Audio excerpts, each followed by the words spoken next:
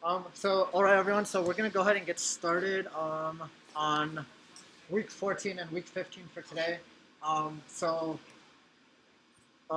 so week 14 is kind of like an introduction to waves and oscillations, and week 15 that's more into some of the mathematical equations, um, looking at waves and phases and shifts. The plan is to go through the lecture slides and then go through some practice problems. We'll try to get through the content a little bit faster today, so we have more time for practice problems. Um, so um, First of all, we covered springs and spring forces a little bit earlier. Basically, their springs are elastic, right? Meaning that if a spring is at like its normal resting position, it's at equilibrium, right? Nothing's moving the spring, nothing's compressing it, nothing's pulling it. And this equilibrium length is going to be our equilibrium length L. So that again, that's just the spring at its natural rest position. However, we can push the spring to compress it, or we can pull the spring to elongate it. And note that delta L, this term is important, right? Delta L is the difference from equilibrium. So you don't want to take delta L as being from like the 0 point all the way to where the new point is. You always want to look at it relative to equilibrium. Um, Another important thing is the directionality of spring force. So the spring force always seeks to restore the spring back to equilibrium. So for instance, if we're compressing a spring, if we're pushing it, the spring will naturally want to go back to equilibrium. It'll naturally want to expand. And so the spring force will be, in this case, pointing to the left. But note that delta L will basically be that difference from our starting point at equilibrium to our new compressed point right over here. So again, spring force is going to be pointing to the left because it's going to be wanting to point back towards equilibrium. Now, on the other hand, if we extend the spring, so we pull the spring, note now that the spring force is pointing to the right. It's pointing in the opposite direction. Because again, as soon as we let go of the spring, once we extend it, as soon as we let go of it, it's going to naturally oscillate and want to go back to where it started. So that's why the spring force in this case is pointing to the right, back towards equilibrium. Because again, this right here, this is our equilibrium length. And so our spring force, the takeaway, always pointing back towards equilibrium. Another thing intrinsic to each spring is that each spring has its very own spring constant. Um, Normally, you'll either be given the variable or you'll be asked to solve for this given the other two variables. So just know that K stands for spring constant. And the units for this, as we'll see in the equation, is going to be newtons over meters. So the primary equation for spring force is going to be FSP is equal to K delta L. This is Hooke's law, right? So again, FSP is the spring force. Note that tells us the magnitude of the spring force is equal to the spring constant times the change in length relative to equilibrium. So um, K, right? If we isolate K, we get FSP over delta L, which FSP is force, which is in units of newtons, and delta L is a distance, so it's in units of meters. And hence, our units for spring constant is newtons over meters. Um, so let's take a quick look at one of these example problems, right? So this kind of tests Hooke's law in an indirect way, right? We're given FSP on the y-axis, we're given delta x on the x-axis. So right away, we were asked which spring has the largest spring constant. So if we're given FSP and we're given delta L, note that this is similar to y equals mx, right? That's the equation of a line. So right away we should be thinking, well, k is the same as m in this case. So k is simply the slope. So another way of asking this question is, which one of these springs has the largest slope? And obviously that's going to be choice A over here, right? Because again, y-axis has FSP, x-axis has delta x, and so we look at the rise over run, so FSP over delta x to get K, and that's our spring constant. Any questions on spring constant, spring force? None? Okay, so let's keep on going. So now, right, this is kind of a similar thing that we just talked about, except now we'll introduce the concept of oscillation. So obviously, when we expand or compress a spring, it's not just going to go back to equilibrium and just stop there. It'll oscillate back and forth from two various points, right? It'll keep going back and forth until it eventually reaches equilibrium. It doesn't just achieve equilibrium instantaneously, right? It's going to keep oscillating back and forth. So again, you don't need to know the terminology here. But again, it's just an example of a restoring force. It wants to restore the system back to equilibrium. So again, spring force is just an example of a restoring force. Um, this point right here should be pretty self-explanatory based on our equation FSP equals K delta L, right? The further away from equilibrium, the higher this delta L term. K is a constant because it's intrinsic to the spring. It's a spring constant. So if delta L is higher, K is constant, then that means FSP also has to be higher, right? Whatever we do to one side, we have to do to the other side. But really the key takeaway, right, is the motion, this repetitive motion back and forth, is called an oscillation, right? Now, two important variables related to oscillation that we might have covered a little bit earlier are going to be period t and our frequency f. So it's important that you know the distinction between these two variables as well as which variables stand for them. So period t is going to be the time in seconds or any units of time that it takes to complete one full cycle, right? So the time to complete one full cycle is the period. Now, frequency is always going to be the number of cycles per second. So note, one tells us the number of cycles per second, one tells us the time it takes to complete one cycle. So based on those definitions, we get this inverse relationship. Frequency is equal to 1 over period. And this relationship should make sense, right? Our units of frequency are going to be some number of cycles per second. So divided by some seconds. And inverse seconds, another units for this that you might see on the exam is hertz. So hertz and inverse seconds are the same exact units. That's the units of frequency. And this should make sense, right? Because our units for period are just the time it takes to complete one cycle. So the units for period are just going to be seconds. So if our units for period are seconds, then we plug in 1 over seconds into this equation and we get frequency as being 1 over seconds. So how many cycles we complete in a single second. And like I just said, right, SI units for frequency are technically hertz, but you can also write it as inverse seconds, so s to the negative 1, and you wouldn't get any points taken off there. Any questions on frequency, period, oscillations? Okay. So once we have those definitions of frequency and period down, then we move on to a different concept called angular frequency. So for oscillations, we don't use regular frequency, we use what's called angular frequency. Now, angular frequency is basically the same thing as frequency, except instead of looking at number of cycles per second, we look at radians per second. So radians per second tells us the angular frequency, which is denoted by this variable omega. It's a Greek letter, but more important than knowing that is knowing this equation, right? What each of these variables stands for, how to calculate angular frequency, if we're given regular frequency, or if we're given period. So this right here, right, this is angular frequency. That's equal to 2 times pi, so 3.14, times our normal frequency. And that's also equal to 2 pi over our period. Now, the reason we get these two relationships, right, is because we know from before, frequency is equal to 1 over period. So we simply plug in 1 over t into f right here to get 2 pi over t for our angular frequency. So normally, just remember, whenever you're dealing with oscillations, we're going to be dealing with angular frequency and not regular frequency.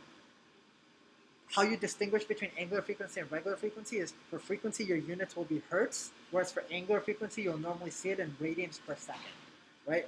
So f is going to just be in hertz, and omega is going to usually be in radians per second. Any questions on angular frequency? None? Okay.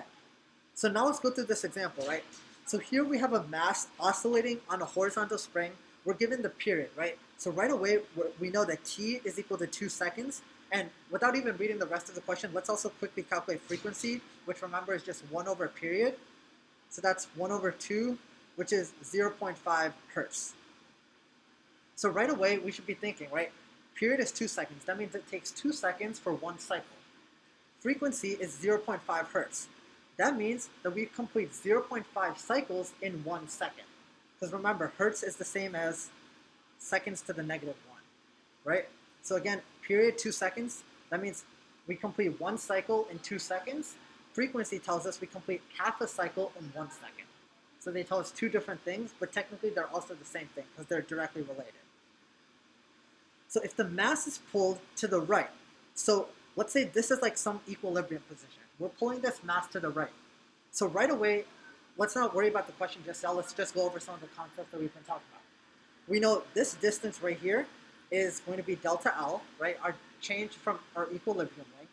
We also know our spring force direction has to be pointing to the left because naturally our spring wants to go back towards equilibrium. So this has to be the direction of FSP. Right away, that's all we know. We don't know anything else. Now the question is asking, how long will it take the mass to reach the leftmost point of its motion? So remember, earlier we said that this period is going to be 2 seconds. Now, this 2 seconds is 2 seconds for one entire cycle. So what that is basically saying is the mass starts here, it has to go all the way to the left, and then it has to oscillate all the way back. That's one entire cycle of oscillation, right? One cycle is from where it starts to the time where it is again, right? So it starts here, then it goes all the way to the left, and then it oscillates all the way back to the right. So if our period is 2 seconds, that means it takes 2 seconds for one full cycle. If we're going only half that distance, that's only half a cycle. So thus, it'll only take 1 second to only go all the way to the left. Because the other 1 second is the restoring time that it takes to go all the way back to the right. Any questions on this one? Yeah. So it takes 1 second to pull it, and then 1 second to go. That's the full cycle, which just shows equilibrium and back to equilibrium. Yeah, don't think of it as taking 1 second to pull it. So we're starting after we pull it. So we pull it and we're here now, right? Then we know that it takes 2 seconds to oscillate back and forth. So therefore, if we're only trying to find until it reaches the leftmost point, that's only going to be half of the oscillation. So it's only going to be half of the cycle. And so that's why it's only going to be 1 second. Yeah. And again, that's actually, we get that directly from the frequency as well, right? Because the frequency tells us we only go half a cycle in 1 second. So you can like realize that the question STEM is only asking us for half the cycle, and right away we should be able to tell that it's 1 second. Any questions on that? No? Okay. Okay. So for most physics problems, we'll only be dealing with what's, oh yeah, sorry. Yeah.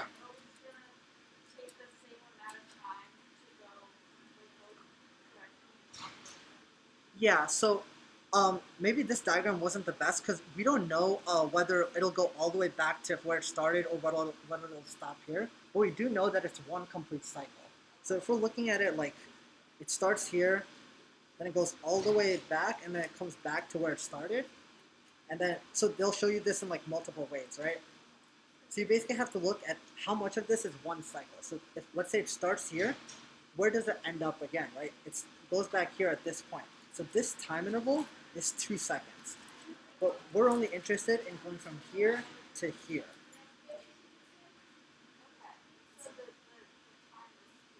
Exactly. Exactly.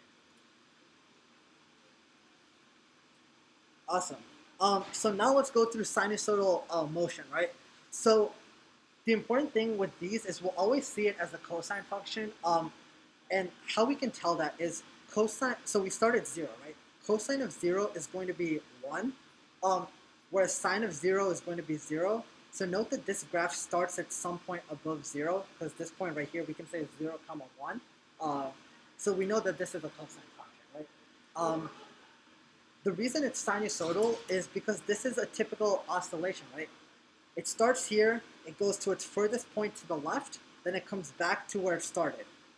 Furthest point to the left, back to where it started. So it keeps oscillating back and forth. This is assuming like there's no friction, there's no any type of those negative forces that take energy away. This is just assuming simple harmonic motion, right? This ball diagram kind of shows this a little bit clearly, I guess. So if we release at the right side, right, it goes through equilibrium, goes to the left. Again, goes through equilibrium, goes to the right. So it keeps oscillating back and forth. But for the sakes of right now, we're going to say that it'll always go back to where it started, right? So it won't like slow down. Technically, in real life, it will slow down, but we'll get into that examples and once we go through this chapter. But for the sake of right now, we're just saying it reaches its maximum point, it reaches its minimum point, and it just oscillates back and forth between those 2 points. So we talked a little bit earlier about spring force, right? And we said that FSP, the magnitude of this, is going to be equal to K, which is our spring constant, times the magnitude of delta L. Now, this equation is basically the same thing, right? Except they ignore the magnitudes and now they add a negative sign. The reason they do this, right, is let's say we set our equilibrium point to be right here and this point right here to be at a distance 2. Our equilibrium length would be positive 2 and our spring force would be pointing in the opposite direction. So note that this formula always tells us the magnitude of our spring force, but never the direction. So if you prefer, you can use this formula. You'll get the same answer. You just have to remember if you're using this formula to account for direction. Because 2 newtons and negative 2 newtons are different forces. They're the same magnitude, but they point in different directions. So you always have to remember whether we're dealing with positive spring forces or negative spring forces. So like this example explains right here, right? If we pull the glider to the right, our delta x is positive, right? We're going from this 0 point to this 2 point. So delta x is positive, but our spring force points in the leftward direction, which is conventionally negative. And thus, our spring force is back towards equilibrium and negative. Now, let's look at an example instead where the block is over here. If the block is over here, delta x now is negative, but our spring force wants to go back towards equilibrium. So our spring force is going to be positive. Regardless, both of these equations will always hold true. You just have to remember whether your spring force is positive or negative and whether your delta x is positive or negative. If you're a little bit confused by this first equation, then feel free to use this equation and you'll get the exact same answer. Any questions on that? No? Okay. I don't know if both of these formulas are on the formula sheet. I know this one for sure should be. I'm not sure about the second one. So yeah. Okay, so we looked at a diagram similar to this, except now they kind of turned it sideways.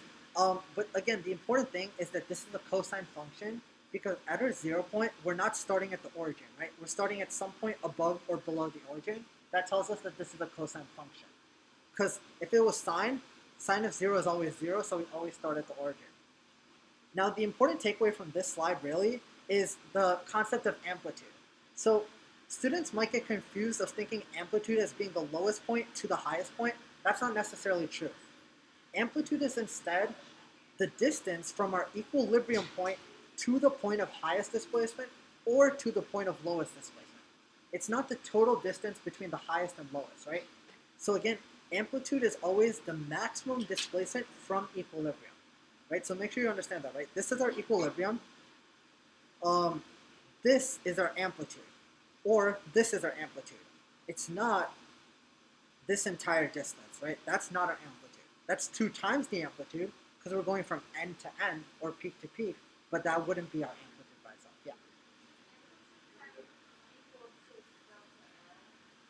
Yeah. Sometimes you're right, yeah. So when the spring is maximally compressed, then you're right.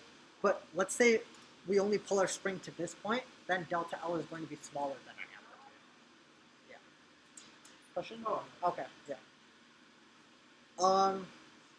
But yeah, again, yeah, so that's the key takeaway, right? Amplitude is the distance from equilibrium. So let's take a look at this example. So here, same block, we pull it to a distance of 10 centimeters from its equilibrium position. So whenever I see these kinds of problems, I just like to plot equilibrium somewhere, just so I know what I'm dealing with. And then we know that this distance, wherever the spring is, this distance is 10 centimeters. Now the question is asking you, what is the amplitude of its oscillation? Well, this should be simple, right? Amplitude is always the distance from equilibrium to our point of maximum pull. Therefore, our answer has to be 10. The trick answer here is going to be 20, because some students will say, well, 10 in this direction, 10 in this direction, so that should be 20. But remember again, amplitude is always from equilibrium to either maximum displacement or minimum displacement. Any questions on that? No? Okay. Let's keep on going then. So, let me close the door a little bit.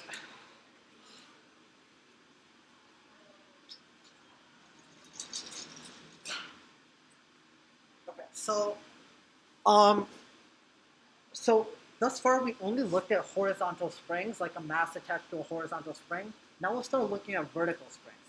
Basically the same concept, except now, right? This is our equilibrium position. We're just tilting our coordinates, basically, right? This is our equilibrium position, and when we hang a mass to the end of the spring, it's going to pull the spring downwards, thereby creating some sort of spring force and gravity, as we'll see here in a little bit. So, the important thing, right, if we hang a mass on a spring, that distance is going to change, right? That spring will be elongated or stretched by a specific distance. Now, what we know, right, is once we attach the mass to the spring, there's going to be the weight of the mass, which is mg, right? That's just force of gravity of the mass, pulling it downwards, right? Because if we didn't have the weight of the if we didn't have the weight of the mass, we would only have this spring force, which basically means the block would accelerate upwards, which makes no sense, right? Because how can this mass accelerate upwards on a spring? If we didn't have this FSP, that means our only force would be downwards, meaning that this block would just keep going downwards and just pulling the spring forever and forever until it goes all the way down, which also doesn't happen. Rather, the spring mass system is in equilibrium. And how it's in equilibrium is because the spring force pointing upwards back towards equilibrium is equal and opposite to the force of gravity pointing downwards, causing the block to maintain rest, stay at equilibrium. Any questions on this? Okay. Okay. So now, so we talked a little bit about what simple harmonic motion is. Now let's dive into some equations, specifically looking at graphs, and kind of connecting all of these things together. So, remember, we already talked about the relationship between period, frequency, and angular frequency. So, quick summary of that, right? Frequency is 1 over period. Omega, which is our angular frequency, is 2 pi frequency, which is the same as 2 pi over period, right? So that should all be a review. We covered that already, right? Now, we'll start looking at how we can calculate the position. The position is x versus t, position versus time graph, which always, remember, begins at maximum displacement because we're dealing with a cosine curve, and cosine of 0 is 1. It's basically, cosine of 0 is basically, if we look at the graph of cosine, it goes like this, right? It'll never go past this value, and this value is always going to be 1 for cosine functions. So we can actually plot that in the context of angular frequency. And how we get that is we get this x of t, so our position as a function of time is equal to our amplitude, so a is our amplitude, times cosine of omega t. Again, omega is our angular frequency, t is the time that we're looking at. This t is not the period. Period is going to be a big T. But remember, if we're given period, we can calculate frequency, we can calculate angular frequency, we can plug that into here, and we have to be given the rest of these variables in order to solve for one of them. So just know that this T right here references the time in seconds that we're trying to find the position of our system. Another thing, a subtlety, I guess, because we're dealing with angular frequency, we're going to be, so angular frequency, right away you see that this is like 2 pi f. So 2 pi is radians and not degrees. So it's important to remember that on your calculator, for your exam, make sure your calculator is in radians. I don't know, Mustafa, do you know if any of these weeks have degrees with them? No. So just make sure before the exam that your calculator is in radians. Otherwise, you'll get the wrong answers for all of these questions. So again, so yeah, all of these calculations should be in radians because our angular frequency is given in units of 2 pi frequency, and 2 pi is characteristic of radians. Okay, so let me rewrite that equation. X of t is equal to a cosine of omega t. Okay, so this is kind of a continuation. So we already talked about this, right? Omega equals 2 pi f, which is equal to 2 pi over frequency, 2 pi over period, sorry, that is the angular frequency. And we just established this relationship between position and a function of time, right? X of t is equal to a amplitude times cosine of omega angular frequency times time. So now there's another equation that actually relates this omega, the angular frequency, to spring constant and the actual mass of our system. This equation is omega equals root k over m. I believe it is on the formula sheet, but again, omega is our angular frequency, k is our spring constant, and m right here, m is our mass of our block. So sometimes I've seen questions where they give you the mass of the spring and the mass of the block. You only want to include the mass of the block for these kinds of questions, right? You don't want to include the mass of the spring whatsoever. Let's see, this diagram, this is basically showing the same thing, right? This is our equilibrium position at y equals 0. Now, this is showing one complete oscillation. So if we graph this, this is showing like one complete oscillation like that, and it'll keep going oscillating back and forth. So again, from equilibrium to our highest point, it's amplitude. Again, from equilibrium to our lowest point, that's also amplitude. So, and here they just gave you an example of a position versus time graph. But again, the key takeaway is really knowing that equation for these slides. Any questions on that? Okay, so now I'm going to keep rewriting these equations so we know angular frequency is equal to root k over m, just to keep drilling them, make sure you're super comfortable with them, right? Whenever we're dealing with a graph, any sort of graph, we're going to have something called phase. Phase is basically how far is the horizontal distance away from like the natural cycle, from the natural system. So here, notice from here to here, so let me draw that out in light blue here. That's one entire cycle. Now, can someone remind me whether that cycle tells us the frequency or the period?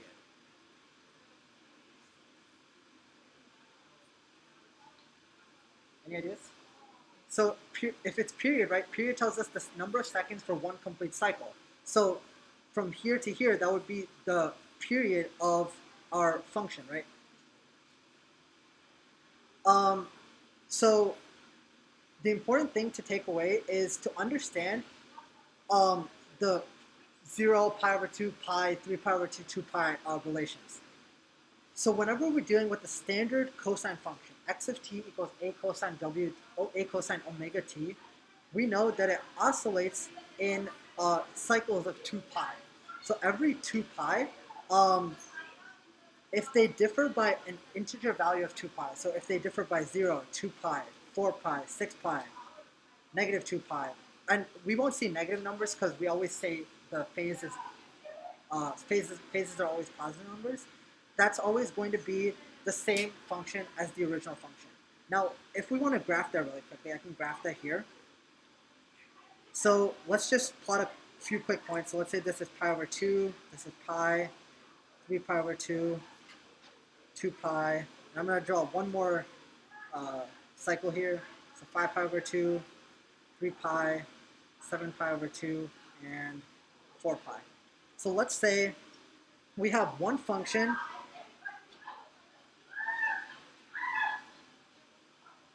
that's going something like that, right? So this is obviously not exact, but that's one complete cycle, right?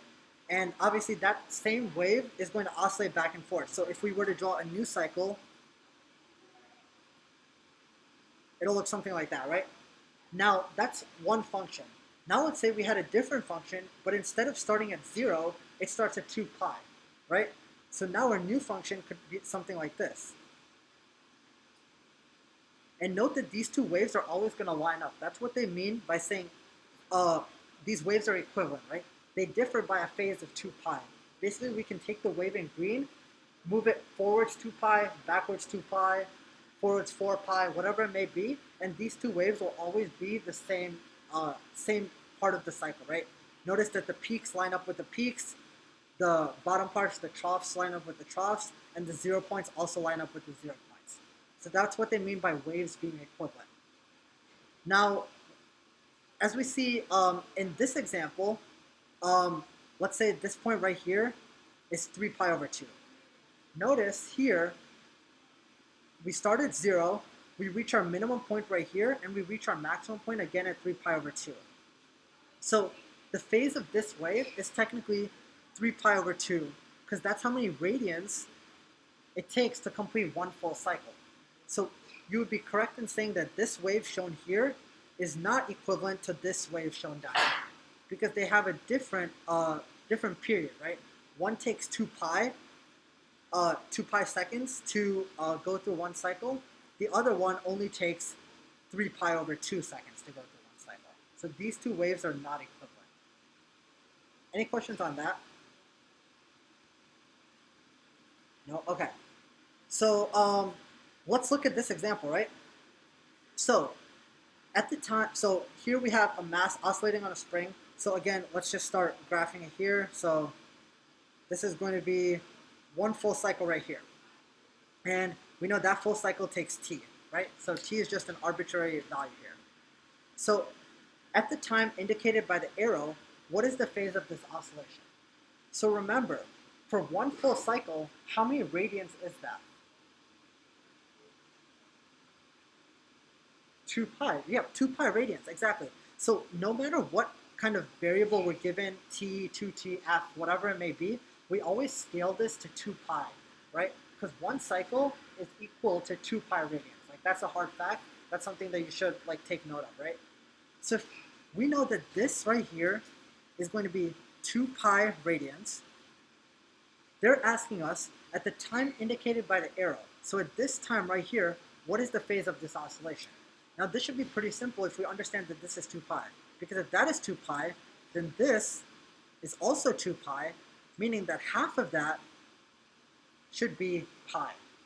Therefore, our phase for this is going to be pi radians, right? Any questions on that? Okay. So I think this is these two equations are definitely important because they relate linear acceleration and linear velocity to our amplitudes for our functions. So we already know that we're dealing with sinusoidal functions. We already covered this, right? FSP is negative kx. We can also set that equal to max if FSP is our net force. Because remember from Newton's second law, F net is equal to ma. So if FSP is our only force, we know that FSP is equal to F net, which is equal to ma, right? So that should be pretty background information. Now, what's new for this week's material is looking at the velocity of these waves as well as the acceleration of these waves. So, first equation, the velocity of these waves is going to be equal to our amplitude times our angular frequency. Sorry. So again, this is our amplitude times our angular frequency, and that tells us the maximum velocity. And similarly, if we want to find the maximum acceleration, we can just look at the amplitude and take the square of our angular frequency. So two similar equations, but they both tell us two different things. Another important distinction to note is that these graphs are position versus time, velocity versus time, acceleration versus time. They're not necessarily going to be in phase with one another, right? So let's say we were just given this position versus time and they didn't give you any variables and they asked you to plot this graph and then plot this graph. How we would do that is the velocity graph is always the slope of position versus time. So let's say we look at this point, we look at the slope right here. Well, the slope right here is just the tangent line to that point. That slope is 0. That tangent line is horizontal. Therefore, at that point, we plot a point of 0 here. Right? Similarly, if we wanted to find the slope right here, we'd look at something like that. We know that's the point of maximum slope. That's the steepest line. So therefore, at that point, that's when our velocity is at its peak. Right? Because velocity is always v equals slope of x versus t. And similarly, acceleration is the slope of v versus t. I don't know, or I don't expect them to ask you to kind of graph two graphs given one of them, because this was kind of covered in weeks 1 and 2. But just so you're aware, velocity is slope of position versus time.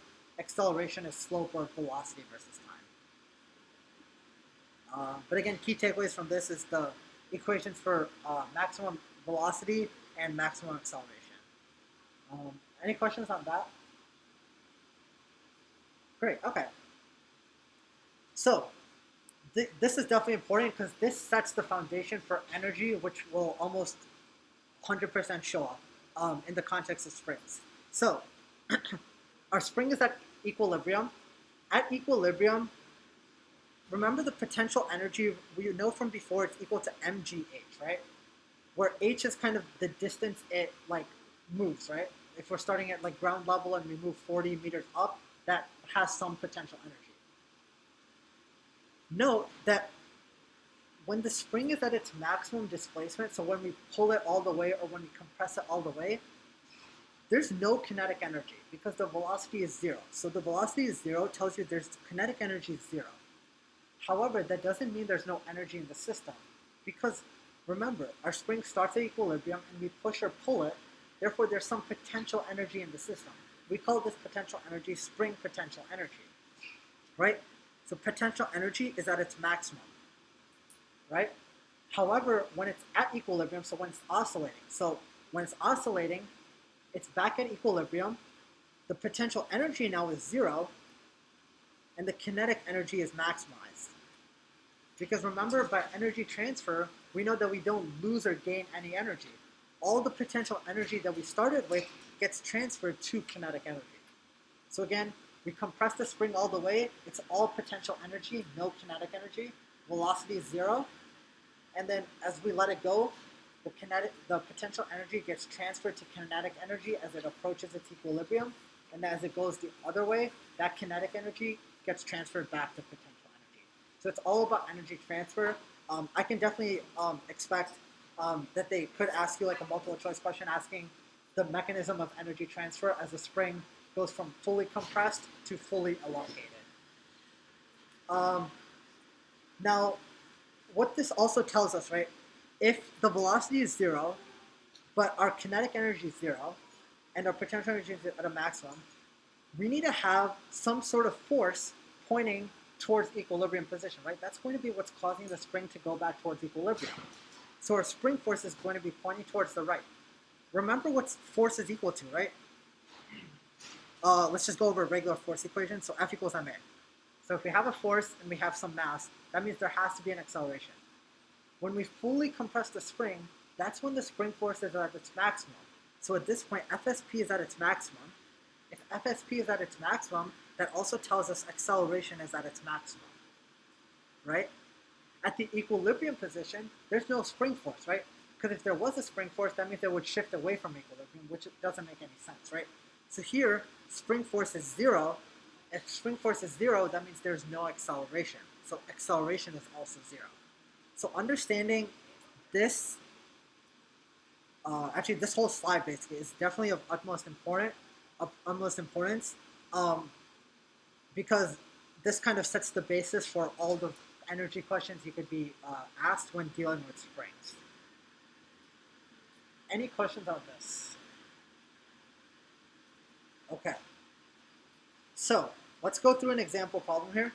So I know whenever I like encounter physics problems, like on quizzes, exams, I always like to just write out all the variables I know first, and then go through the problems and see which equations apply.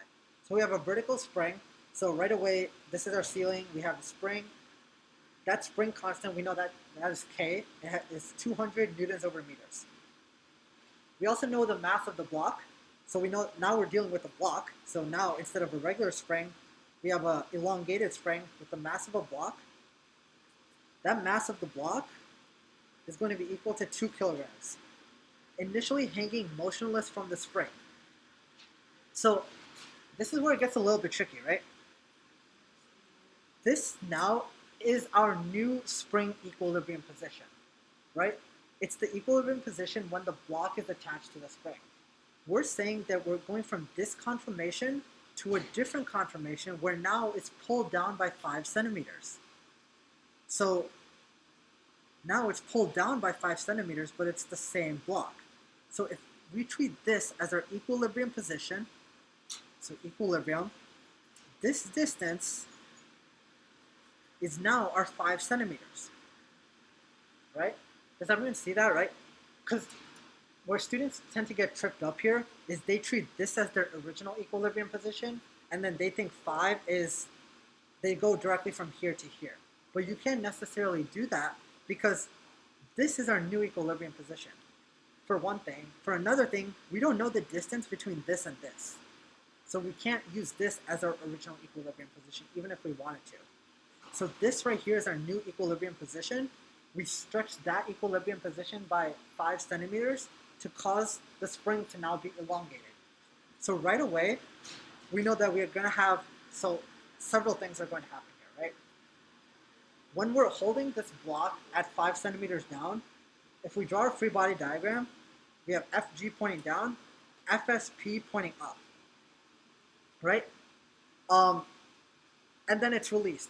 And we want to find what is the angular frequency of this resulting oscillation. So what we should do here, right, is recall the formulas for angular frequency. So there's several formulas. So we know angular frequency is equal to 2 pi f is also equal to 2 pi over period. Is there another formula relating angular frequency? Yeah. Square root FSP over M? That doesn't seem right. K over M, yeah.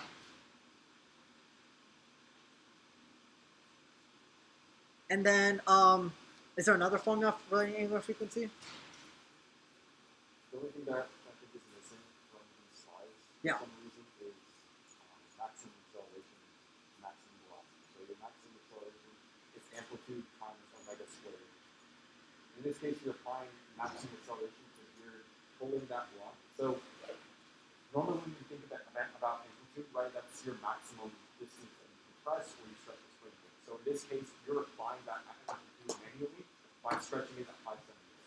So by you stretching it at 5 centimeters, you are applying that amplitude specifically manually to it, right? So when you stretch it by 5 centimeters, that's your amplitude. Now, in order to figure out stuff like angular frequency and all that, right, you have to look at, for example, your maximum acceleration to relate your amplitude and your angular frequency together. Yeah. So I was kind of going through these equations to suggest that these are the wrong equations to use. You can use this equation or the equation below it. Actually, let's talk about first this equation. So in order to do that equation, we need frequency or we need period. We need one of those two variables. There's no way to actually solve for either of those two variables because we're not given any information about any sort of time. Because remember, both frequency and period relate to some sort of time interval, right? Period again, recall is the time it takes for one cycle. Frequency is the number of cycles it can do in 1 second. We're not given any information of time, therefore we can't use either of these two equations. Now, what we have to use instead, right, is we have to use, so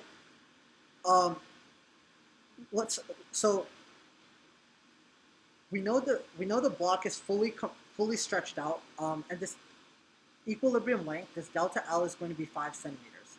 Note that when the block is fully stretched out, right, is it kinetic energy or is it potential energy? Potential energy, right? So kinetic energy here is 0. So Ke is 0. Potential energy is at its maximum, right? Because that's the furthest point away from equilibrium. If potential energy is at its maximum, then note that FSP is also at its maximum, right? If FSP is at its maximum, A is at its maximum. If A is at its maximum, then we can use this equation. A max is equal to amplitude times omega squared in order to potentially solve this question, right? So we know acceleration is at its maximum at this point. What we also know is we also know the amplitude. Remember, the amplitude is the distance from equilibrium to the point of maximum displacement. So here, like we'll see here, right, the amplitude is also going to be 0.05 meters. Now, the reason I drew this free body diagram is that's actually how they're going to approach this problem. Because we know Fg is equal to the mass of the block, right? We're only looking at the weight of the block counteracting the spring force. That's equal to m times g. We know the mass of the block is 2, so we have a 20 Newton weight force pointing downwards, right? We're also going to have a 20 Newton spring force pointing upwards, right? So FSP is also 20 newtons. So if FSP, recall, is equal to K times delta L, 20 newtons. This is basically just verifying this equation, right? Well, so this free body diagram might not be that relevant for this specific problem, but I basically went through this to show you guys that acceleration has to be at a maximum at the maximum displacement or at the minimum displacement. So once we find the amplitude, we can use omega equals root k over m, and a max is equal to amplitude times omega squared in order to find our maximum acceleration. So we're given spring constant as 200 newtons per meters. We can simply divide that by the mass, just divide that by 2 to get root 200 over 2, which is root 100, which is 10. That tells us our angular frequency, and we're actually done there, but that's only our angular frequency. So you could have stopped the problem there. That's all they ask you to do. But if you wanted to go further and find the maximum acceleration at this point, then you simply plug that into our maximum acceleration equation. So A max is equal to amplitude times omega squared. So amplitude we know is 0.05 meters, right? Don't forget to convert that to SI units. So it's 0.05 meters times omega, which is 10, times 10. So it's going to be 5 meters per second squared. That's our maximum acceleration here. I think the way they set up this problem is that they want you to know that there's two ways that you can solve it. Either Yeah. use that first angular frequency equation, right? Let me just write this on the board real quick. Yeah, go for it. What do you want to write on here? Would that be easier? Sure, that'd be better, honestly. So, yeah. So first thing, obviously, like with this equation here, you could easily solve it like that, where you have your angular frequency is equal to the square root of your spring constant divided by your mass, right? When we're going back and looking at the information that's provided to us, we have our spring constant. That's fine. That's 200 newtons per meter, right? They also gave us mass of the block, and they gave us this manually applied amplitude that I was talking about. So whenever you stretch a spring by a certain amount, whatever that certain amount you stretch it by, that's automatically your amplitude because you stretch it by that max position. If I stretch it by 6, by 7, by 8, that's just me increasing the amplitude at that point, right? So given that, I have the amplitude is 5 centimeters now. Did that disconnect? Okay. Write it over here. Okay. So given that the amplitude, what's that? Okay. Given that the amplitude is that 5 centimeters, right, and our spring constant is 200 newtons per meter, then if they're just asking us about angular frequency, it's a very simple just angular frequency is equal to the square root of the spring constant divided by your mass, right? In which case you have the spring constant and you divide by the mass, which was the 2 kilograms that they gave you from before, right? Very, very simple. You could just plug and chug with that very simple equation. Alternatively, there's another way you can solve it, and it's just a runaround, but it just, for you to understand all of the relationships between all these different equations. So there's another equation, obviously, right, with A max here. So if you think about this in a way where you have this stretch and you have a spring force that's supposed to be restoring the spring to its original position, then we know that the spring force, right, that's equal to our kx. Does that make sense for everybody? You guys are all familiar with the spring force. So at the same time, that spring force, by Newton's second law, we know that any force is equal to mass times acceleration, right? So mass times acceleration. Well, what type of acceleration do we have here? Is this any type of displacement? No, it's a specific type of displacement. We stretch it to its maximum displacement, so its amplitude. So instead of this x simply just being an x like any distance, we can call that as our amplitude. So we can say that spring force is equal to your spring constant times your amplitude. The amplitude is only just a specific displacement. We define it as the maximum displacement of compression or stretching. So in that case, you have your spring constant times your amplitude, right? And then from Newton's second law, we know that F is equal to ma. So if you say that your spring force now is equal to your mass times your acceleration, well, then we go back, okay, what's our type of acceleration here? If we're looking at a specific type of amplitude or a specific type of displacement, right, that's our amplitude, our maximum displacement, then we should be looking at our maximum acceleration. Maximum displacement, amplitude, maximum acceleration. So this should be A max. So if you use that second equation where A max is equal to the amplitude times your angular frequency squared, right, then you can see that that spring constant times your amplitude is then equal to your m times a max, which is your amplitude times your angular frequency squared. Amplitudes will cancel out, and then k divided by m is equal to omega squared.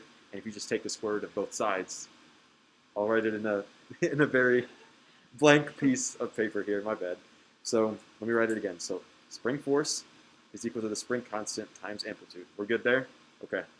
And we said that specifically because it's Newton's second law. It's mass times acceleration, and it's maximum acceleration because we're at the amplitude, which is the maximum displacement. So think A is like x max, and then your acceleration here is your a max. So if you're at maximum displacement, you're at amplitude, so therefore you should have maximum acceleration. A max is then equal to amplitude times omega squared. You good so far?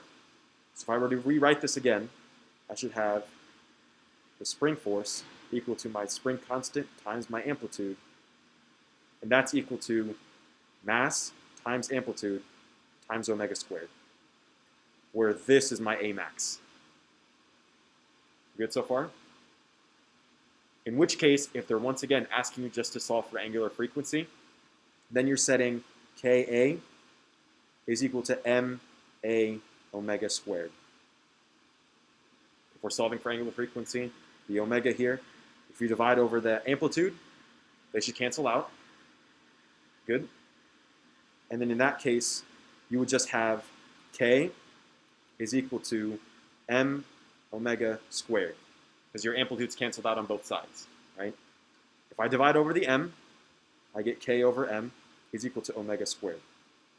If I'm just solving for omega alone, if I take the square root of both sides, I see that omega is equal to the square root of K over M. Does that kind of clear that up there? Just the relationship, just want to make sure. So in total, you can just simply use this equation and you're done. The other way is just to help you understand how that equation was derived. That's all. Does that make sense? Any questions at all? Okay, go ahead. Mhm. So this, they were basically saying, okay, well, now you have your angular frequency.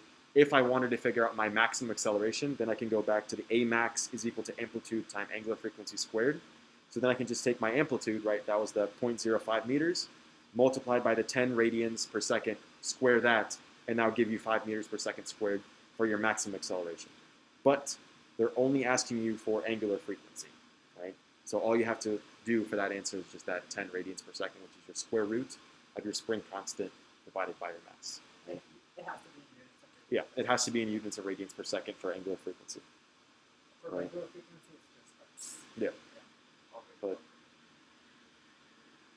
so frequency, just regular frequency f is in hertz, which is the same thing as inverse seconds, or seconds to the negative 1. I have no idea why they went further into this. It just made it so confusing.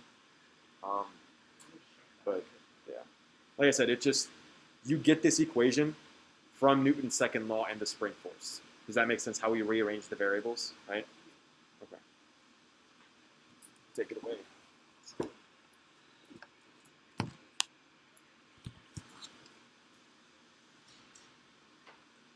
Okay, let's move on to another quick check example here. So here we have a mass oscillating on a spring, horizontal surface. So we're looking at a horizontal spring connected to a mass.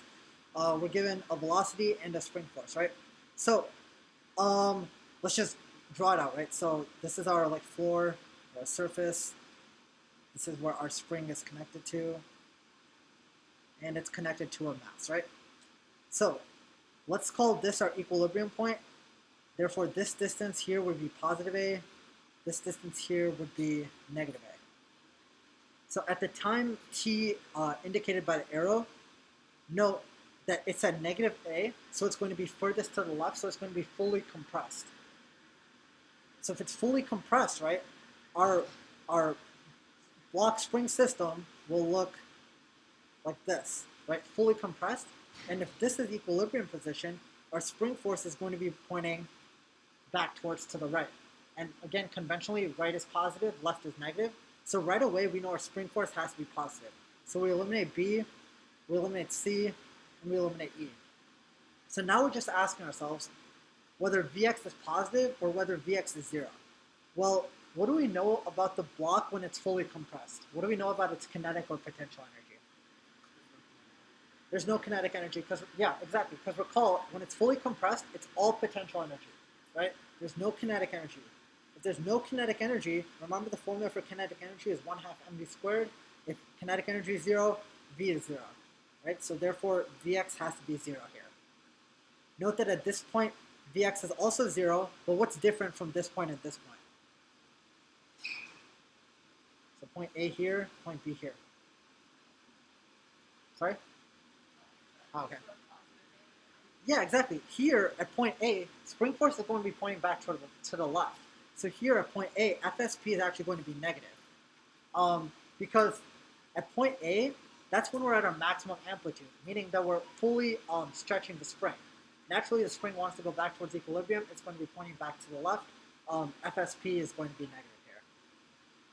So you can think about this too as like if you split the graph in two pieces, anything above the x-axis here, this is stretching, Yeah. and this is compressing. So if I'm let me just move to the right and show you. So yes, this is my spring, right? If I stretch it this way, I have a positive displacement, so that's where I see an increase in the y-axis, right? So I go like this when I'm stretching it to the right. Think right as positive x, left as negative x, right? And then when you translate it into the actual graph, the positive x is up above the x-axis and the negative x is below the x-axis. Does that make sense so far? Yes. Just want to make sure. Okay. So, yeah, above the x-axis you see a positive displacement. Below the x-axis you see a negative displacement, right? So this is the y-axis here, right? So you have positive values here, negative values there. So this would be stretching to the right.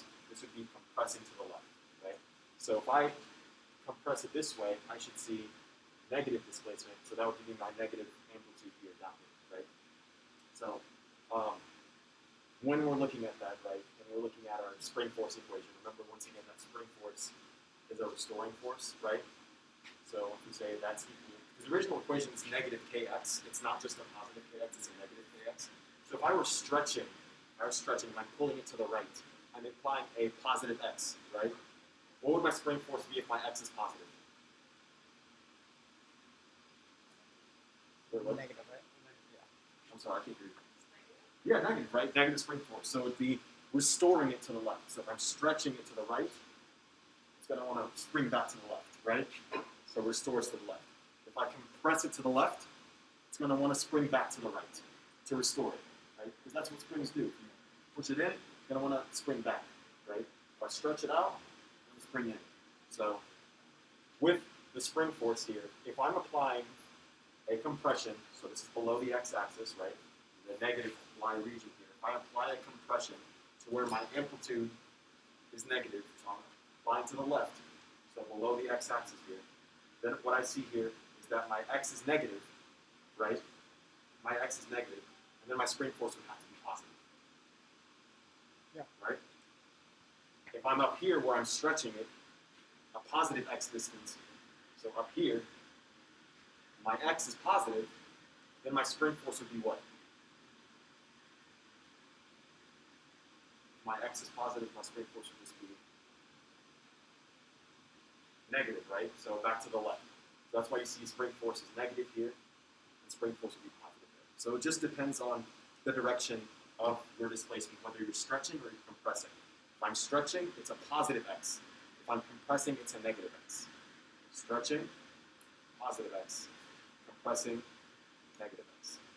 Positive x, in the grand scheme of things for the spring force equation, if the spring force is negative kx, if x is positive, force is negative. If x is negative, force is positive. Right? The reason why there's a negative sign in the equation is that it's restoring its original position. If I'm stretching it to the right, a positive x displacement, it's going to want to go to the left. The spring force is going to be negative to the left, right, to restore it to the original position. If I compress it to where I'm moving to the left, negative times negative, that gives me a positive spring force, a positive restoring force to my original position. So if I'm at a positive like displacement or I'm at a positive amplitude here, right? X is positive, spring force is negative. So at the top here, you should see a negative spring force. Anything below the x-axis, right, below that 0 point here, you see a positive spring force because it's a negative displacement.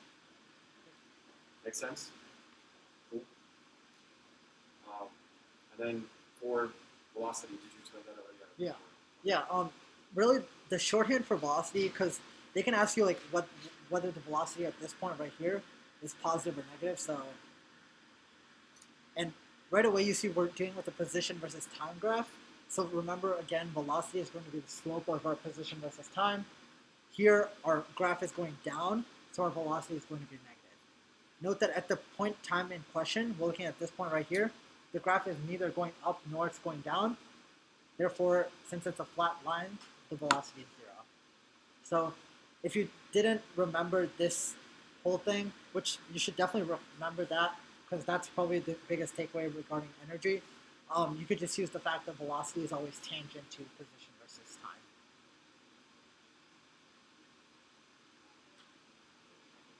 Okay. Only thing I would add as well, like just to kind of relate it to what you're saying on the graph. So, and this is something that we're going to go over later. But at the amplitudes, right? At the amplitudes, it's a maximum compression. So whenever you're stretching, compressing a spring or anything like that, I pull it and I let it go. There's two types of energies going on: potential energy and kinetic energy. Potential, it's spring potential energy. It's based on how much I stretch or compress a spring. Kinetic energy is just based on motion, right? So if you remember kinetic energy from before, kinetic energy, K, is half mv squared, right? Where v is your velocity. So it depends on the motion of the block spring system, right? So if I'm maximally stretching the spring, or if I'm maximally compressing it, or I'm just holding it there, or I'm just stretching it here, there's absolutely no motion. So when I'm at my amplitudes, I should see 0 kinetic energy. When I'm at my peaks, my extrema, maximum and minimums, at those little peaks, I see 0 kinetic energy. It's all potential. Now, if we go back to the idea of conservation of energy from a couple of weeks ago, energy has to be conserved. So if I start off with 20 joules has to be maintained throughout the system, regardless of what happens to it. It's just the way I get those 20 joules will differ. So if I have, maybe we'll scroll back. Okay. So if I have those, let's say 20 joules here, even if I don't care about the actual energy amount, if I'm just starting all off as potential energy here and no kinetic, because there's no motion yet, as soon as I let go of the spring here, where I'm stretching it, as soon as I let it go, it's going to try and move back to the equilibrium position, right? So if I remember my x displacement, if I stretched it, anything above the x-axis here is going to be at a positive displacement. So it should have a negative spring force, right? Negative force, right? What would that mean for my motion, right? So if I'm moving back to the left, that spring force is restoring my position to the left, right? Then what should I see for my velocity? Should it be a negative or a positive velocity? If I'm moving to the left. Negative velocity, right? So if you're starting off here, or you've stretched it, I swear it would be nice if we had a spring here. We just stretched it to the right. I stretched it to the right, and I let go. It's going to want to move back to the left. That left motion is the left negative spring force. It's a negative velocity. You're moving to the left. Left is negative, right is positive. Negative spring force, negative velocity, right? Positive spring force, positive velocity. So, I mean, is it like making sense? I just want some feedback so like I can repeat like a specific stack or something. Okay, I just want to make sure. So at those peaks, it's all potential, 0 kinetic. Anywhere else in between, you're going to have a mix of both, right? Except at the equilibrium positions. Whenever your amplitude or your displacement is at 0, then if I look at my spring potential energy, which is half kx squared, if x is 0, how much energy do I have at the equilibrium points? 0, because at that point, it's like as if you never stretched it or compressed it at all. So if x is 0, where it crosses the x-axis, every single point it crosses the x-axis, 0 potential energy. Right? At the peaks, maximum potential energy. Where it intersects the x-axis, minimum potential energy, 0. Anything in between, Anything in between is going to be a mix of both. Make sense? Okay. And when you see, one last thing is, you see that intersection there at the equilibrium positions at 0. If I have no potential energy, and I think about energy must be conserved, what kind of value should I be seeing for my kinetic energy? Should kinetic energy be at a minimum or a maximum?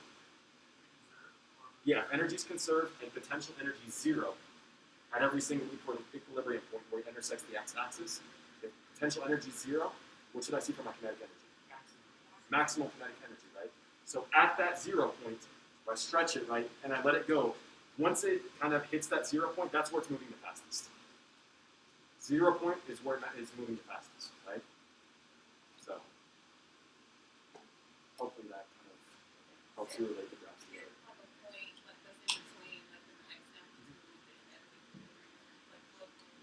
Well, will it look like? Yeah, excellent question. Yeah. I wish I could move the what we call it, kind of erase this stuff here.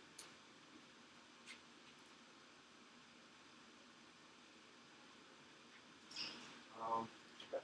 So let's say if we were going by like energy values, if I started off with 20 joules, let's say here at the top, like I said, this is 20 joules.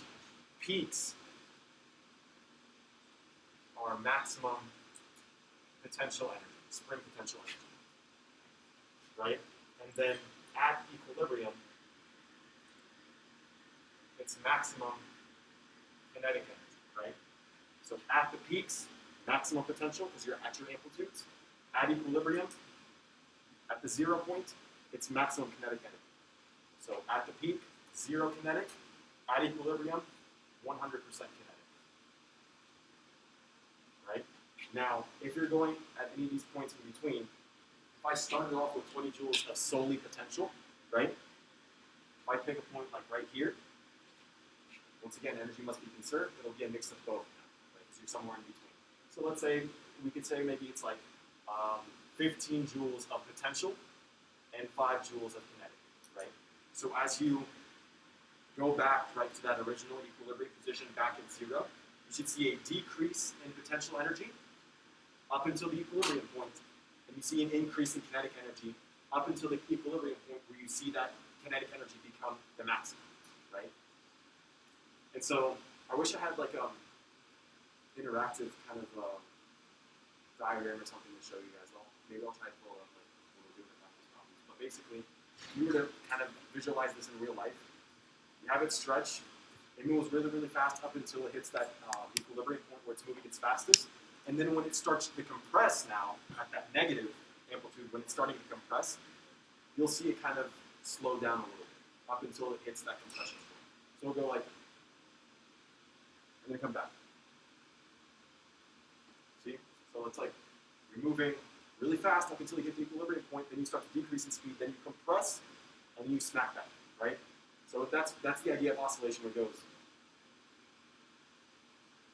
I just look like goofy when I do this. So anywhere in between is just going to be a mix of both. So if I start at the peaks and I go down, I should see decrease in potential, increase in kinetic, until I reach maximum kinetic right here. So at this point, it would be 20 joules of kinetic energy and 0 of potential. When I go down here, I start to see an increase again in potential energy, right?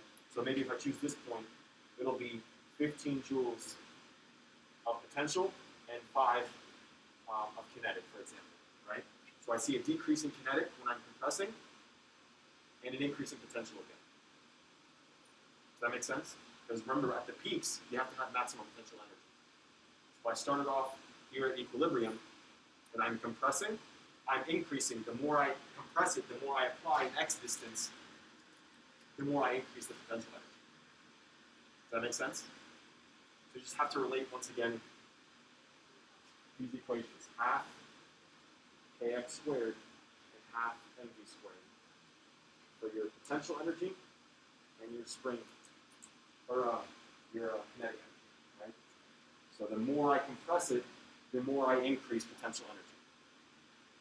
The more I stretch it, the more I have potential energy, right? If I don't stretch it as much, I see an increase in kinetic, right? Up until the equilibrium point. So at equilibrium, maximum kinetic energy, 100% kinetic energy, 0% potential. At the peaks, highest to lowest point, it's all potential, 0 kinetic.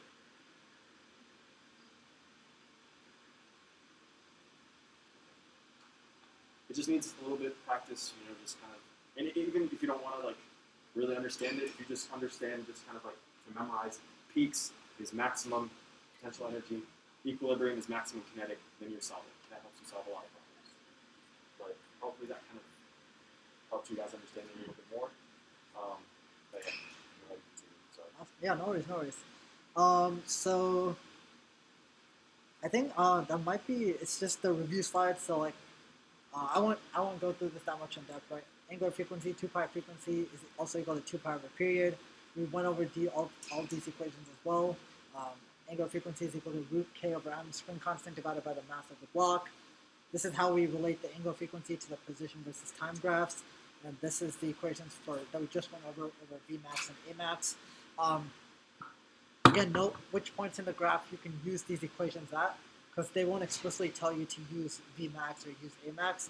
They'll just give you a point on an oscillation graph. Sorry. And they'll ask you, like, for instance, I hear you should be able to calculate either Vmax or either Amax based on what you know about energy transfer, energy conservation. So let's go through this example right here. So really similar to the last one, right?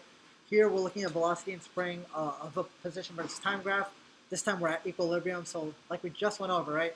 At equilibrium, kinetic energy is at a max, potential energy is at 0.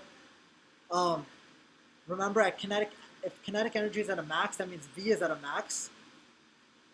So Vmax occurs right over here. And that's just reference material that we can use the Vmax equation at that point. But more important for this question is, since we're sloping downwards, right? Our position versus time, that slope here is downwards, pointing left or right and down. So Vx is going to be negative. So right away we should know that our answer is going to be C here. Another way you can do this question, right, is we know at this point we're at equilibrium. If we're at equilibrium, there's no spring force. If spring force is 0, then our acceleration is also 0. So right again, at equilibrium, velocity is at a maximum, acceleration is at 0, spring force is at 0, kinetic energy is at a maximum, potential energy is 0. The spring force is 0 because your potential energy at the equilibrium points is 0, right? Yeah. And then whether or not your velocity is positive or negative depends on the direction of the spring force, right? So along this region here, if I stretched it initially, positive displacement, my spring force, FSP, equals to negative kx. If x is positive, my spring force should be negative along this interval here, right? So my spring force is negative, I have a negative force, a negative net force, right? So negative motion, negative displacement, negative x distance. So that's why my velocity would be negative, because I'm moving in the negative x direction, basically, right? So along that interval, like Amit said, you can just look at the slope as well. This is a position versus time graph. The slope of a position versus time graph, if you remember from kinematics, you just take the slope, that gives you your velocity. If I see a negative slope, velocity is negative at that point. A positive slope, velocity is positive at that point. Make sense? Yeah, sorry, I'm just writing out like a quick TLDR. So, yeah, I won't go through this all over again, but 0.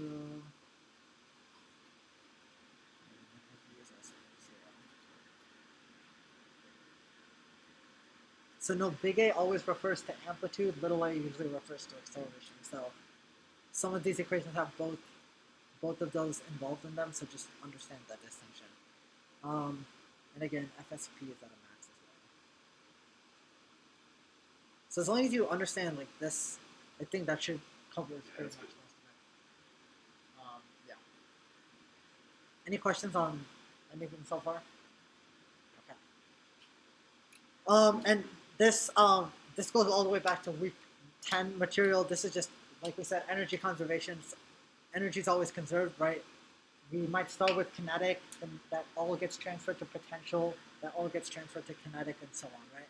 So we're never going to lose energy. And again, at our equilibrium point, This is going to be at its maximum because that's our kinetic energy. This is going to be at its minimum. At the amplitudes, this is going to be at its minimum. This is going to be at its maximum. I'll just go through the key for this question. So we have a 200-gram block. So right away, that's not SI units. So first thing we should do is convert this to SI units. So we know massive block equals 0.2 kgs. It's attached to a spring. The spring is then stretched by 20 centimeters. So right away, we know delta x is going to be equal to 0.2 meters. Again, SI units, right? And then it's gently released. Now, this next sentence is super important, right? A short time later, as the block passes through the equilibrium position. So remember, at equilibrium, the speed is 3 meters per second. Now, what that tells us is at equilibrium, remember our speed is at a maximum because there's no potential energy at equilibrium. It's all kinetic energy. So at equilibrium, we'll only have Ke, and that's equal to 1/2 mv squared. Well, we know our mass is 0.2 times 3 squared, and whatever number that is, that's how many joules of kinetic energy we have. That's how many joules of total energy we also have, because potential energy is 0. And that's basically the answer then, yeah. Because they're Yeah. asking us for the total energy. Yeah, because you know that if it's the total energy at equilibrium positions, like I said, at the equilibrium position, you no longer have any displacement because x would be 0, right? So 1/2 kx squared, x is 0, 0 potential energy at the equilibrium point. And then all of it has to be kinetic in that case because everything is conserved. So if all of your energy at equilibrium is kinetic energy, then whatever your kinetic energy is, that's your total energy. Yeah, and once we get that we have a total of 0.9 joules of energy, then they ask us, are we able to find the spring constant? Well, now we just have to go back to what equation relates the spring constant to some form of energy, right? We know using potential energy, right? U is equal to 1/2 kx squared. We know 0.9 joules is our total energy. That's equal to 1/2 times k, which is what we're trying to solve for, times x squared. Remember, x is just our compression or our stretch length. So in this case, it's 0.2 squared. And then we do this math, and we basically isolate k and solve for k, and we should get 45 newtons over meters. You can't necessarily always just kind of use this equation directly, though, just because the only reason why we're using 0.9 and setting it equal to 1/2 kx squared in this case automatically. Remember, this 0.9 is your total energy, right? So the reason why we can just simply set 0.9, the total energy, equal to just potential energy, is that this 0.2 just so happens to be the amplitude. So it's not just any x, it's a. It's 1/2 ka squared. It's your amplitude, because that's your maximum displacement. At your maximum displacement, once again, at the peaks, maximum displacement at the peaks, you only have potential energy. So if you only have potential energy, no kinetic, it should be equal to that total energy of 0.9. So if we do 1/2 k, which is what we're trying to figure out, times our amplitude squared, then we can do that. Otherwise, right, if we're not at our maximum displacement, right, then we can't necessarily say that 0.9 joules is just exclusively equal to 1/2 kx squared. Let's say if we compressed it or stretched it to 0.1 meters, right, then at that point, it would be a combination of potential energy and kinetic, right? So in that case, you wouldn't be able to necessarily figure it out. If they were to just give you what the compression or stretching is, that wasn't the amplitude. So, does that make sense? So only given that 20 centimeters is your amplitude, can you do this. If 20 centimeters wasn't your amplitude and you don't know what the amplitude is, it has to be a combination of kinetic and potential energy. So. All right, this we've mainly covered. Just a quick TLDR, right? Maximum displacement, all potential energy, no kinetic energy. So our total energy is just all potential, which for springs is 1/2 k times that amplitude squared. At the equilibrium position, when x is 0, there's no potential energy. It's all kinetic energy. And so our total energy then is just all kinetic, which is 1/2 mv squared. And that's when our velocity is at its maximum. Okay, so here, really quickly going through this, right? We're trying to find the spring constant. We're given the kinetic energy as a function of position. So right away, you should either be thinking let's look at either the amplitude or when it's at equilibrium, because those are the only 2 points that we really want to care about. Doing it at equilibrium is easy because we're given the 0 point. We're told that we have 8 joules of energy at x equals 0, at the equilibrium position. So they're asking us to find the spring constant. So we know all 8 joules of energy is going to be transferred to potential energy when the spring is fully stretched. So at this point, 2 meters, that's when we have all potential energy. And what is our formula for potential energy? E is equal to 1/2 k times amplitude squared. So remember, we start with 8 joules of energy up here, and that gets fully converted to potential energy at our amplitude. So we do 8 equals 1/2 times our spring constant times 2 squared. Because 2 again is our displacement is our maximum displacement. So 8 equals 1/2 times k times 4, and we get k equals 4 newtons per meter here. The reason why we know this is the amplitude once again is that at that displacement, you see zero kinetic energy, right? So it's zero kinetic energy, the rest of it has to all be potential. So whenever you see zero kinetic energy, the rest must be potential. And so at that point, there's totally no kinetic energy, it's all potential. And it's all potential when you're at your peak, and your peak is your amplitude. So another way that I like to kind of like look at these problems as well is that I can just draw a line up here that intersects the graph. And so I know at this line right here where it intersects the maximum, that's my total energy line. That's my total energy line. Anything down here where I'm measuring like the distance in between, so the graph itself will let me know my what my kinetic energy is. So anything in the green will let me know what my kinetic energy is. So at x equals 1, it might be like around 4 or something, or 4.5 or 5, right? Can you scroll back up? Sorry.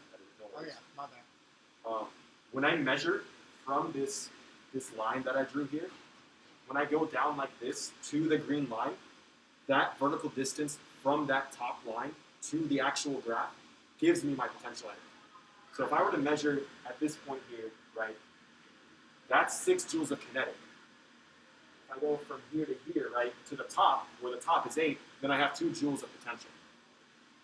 If I measure at that maximum displacement there, right here, then I see, okay, there's 0 joules of kinetic. If I measure the distance, the vertical distance from the bottom here all the way to that horizontal line, that's 8 joules of potential. So on a kinetic energy graph, if you draw that horizontal line at the top at your maximum, and you measure from that horizontal line to the actual graph itself, that vertical distance gives you your potential energy. Otherwise, and I don't know if they have an example for it, but they kind of show it here. For your potential energy graph, it's actually the opposite. It's inverted like that. So you can do the same thing, but you just have to do it from the bottom. So you draw your horizontal line like this, in which case your graph, this is a potential energy graph. Whatever value is on the graph, that's your amount of potential energy. Your vertical distance from the bottom to the graph will give you your kinetic. Make sense? In which case, like obviously at,